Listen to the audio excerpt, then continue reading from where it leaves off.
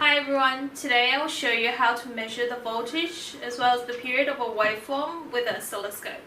So first off, we've got an oscilloscope right here, and just keep in mind the off and on button is on the top rather than from the oscilloscope. And right now I'm using it with a signal generator. The signal generator will be outputting a sine wave with a frequency of 1 kilohertz.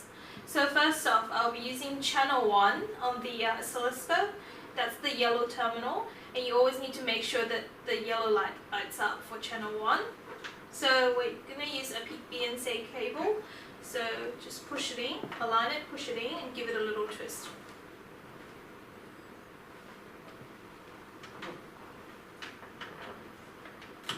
Okay, so that's all connected. Now you want to connect this up with a signal generator, so it's outputting the waveform onto the display. So the red goes with the red and the black goes with black. So there we go, there's the sine wave. And now we're going to measure the voltage and the period of this wave. So first off, with the horizontal scale, it displays time. So the time is 200 microseconds per division, as shown here.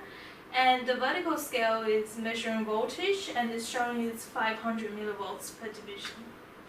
So to measure the period, we'll count the number of divisions from one end of the wave to the other end. So in this case, there are 5 divisions. So you multiply that with the 200 microseconds per division, and we'll get a period of 1 millisecond. And with the voltage, we'll measure the vertical division. So there are 4 of them if you count the boxes, and you multiply it with the 500 millivolt scale, and you'll get 2 volts peak to peak, or alternatively 1 volt max. Also keep in mind that you can adjust the vertical position by turning the vertical knob directly underneath the vertical section, so you can change the waves, well, not change the wave, you can move the wave up and down. And similarly, you can move the wave left or right with the position knob underneath the horizontal.